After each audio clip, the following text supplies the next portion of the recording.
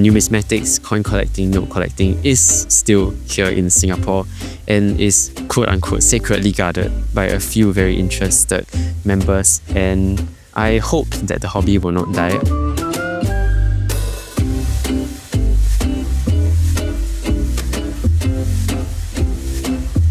Hi, my name is Tzer Chyan. I'm the Assistant Secretary at the Numismatic Society Asia. We're a Singapore-based society focusing on numismatics, notophilia, and sometimes philatelics as well. We're about 150 members strong, and I'm here to represent my society today. So it's actually a really funny story. By profession, I'm in aquatic sciences, so I dive. And I was at a dive expo with my brother about 3 years ago. And the dive expo was held at Marina Bay Sands, and right beside the expo was the Singapore International Coin Fair. It was 2022, I think.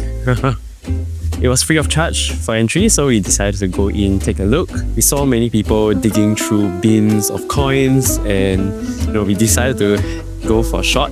Ended up picking a few coins to bring home, and I guess that was our first interaction with numismatics. We went on a siblings trip to Penang, and we actually met a really nice coin shop uncle there who explained to us how to grade coins, how to assess their value, authenticity, etc., and the interest only grew from there. It goes beyond just object acquisition and having the coin in my house and in my hands. I get to learn about the cultures, the heritage, the iconography of the coins, and how they affected or how they were rather influenced by the communities past.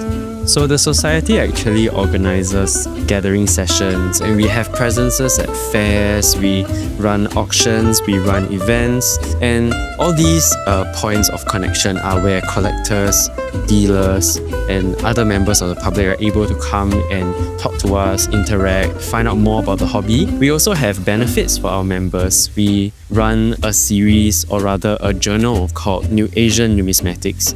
And in this journal, we actually have articles, many informative articles and educational articles on various coin and banknote subjects. And we give these to our members for free. It's a form of knowledge management and sharing amongst our members. The journal actually was stopped for a while momentarily in the earlier days prior to my joining of the Numismatic Society Asia. But now that the team has grown and is more active, we are actually running the journal twice a year, once in June and once in December. Many of the articles would center around coins being our main focus of the society. These articles would typically touch on how to collect coins, how to authenticate the coins, how to grade them, assess the value. And because the literature on coins in the world is quite scant and usually kept in archival libraries only and not accessible to the public, we see the journal as a point where knowledge can be shared and can be stored and accessible for everybody who is interested in getting into numismatics.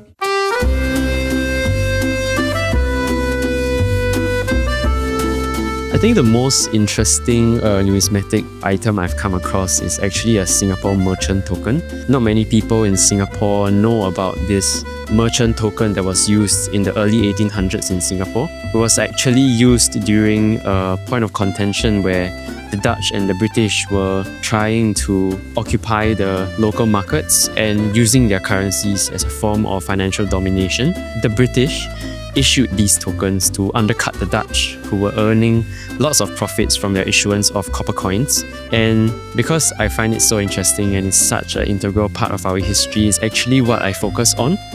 Most people in the community, or rather the young people who know me in the community, know me as like the guy who collects the Singapore merchant tokens, or the keping as they are called.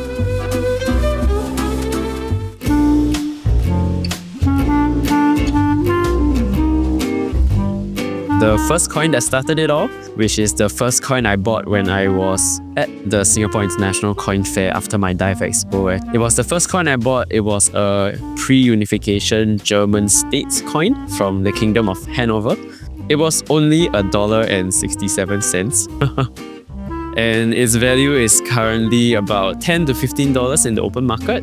I would never sell it, probably because it has a lot of sentimental value for me. It's where I started collecting coins. It was my first interaction with numismatic items. Actually, before I even started numismatics, I personally had the image of numismatics and other antique collecting hobbies as, a hobby for the older generation or people who are more aged and, retirees, people like that. And, when I meet some people from online for the first time and to buy and sell coins or just to meet up for the first time to talk about coins, a lot of the time they tell me that they are expecting someone much older, especially because I'm in the committee for the Numismatic Society Asia. I think they would assume that somebody who is so into numismatics and collecting to be someone who is older, maybe middle-aged and above. I would say the large proportion of the community are of a higher age range. Typically, we have more middle-aged to aged uncles. We actually have a very large elderly population in our society and in the community. I personally try my best to quote-unquote collect young collectors every time I meet them or I see them. So when I'm buying and selling on Carousel, when I'm on social media, I will always try to look for young Singaporean collectors. And I run a little WhatsApp group just to let the young collectors chit-chat amongst themselves, share their collections, share photos, and interact more with people our age.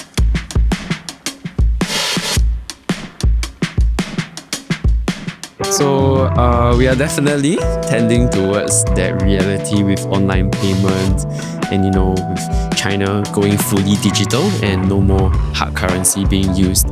I think physical cash or tangible cash will slowly become more and more alluring to the people who grow up without it. So in our generation where digital currency is starting to become the norm and tangible physical currency is starting to get phased out in some countries and maybe soon to be Singapore, physical currency would definitely start to become more interesting, more hard to find, rarer. I think it might even be a point of introduction to people who don't collect coins, who are interested to find out more about currencies that were used by their parents or generations earlier.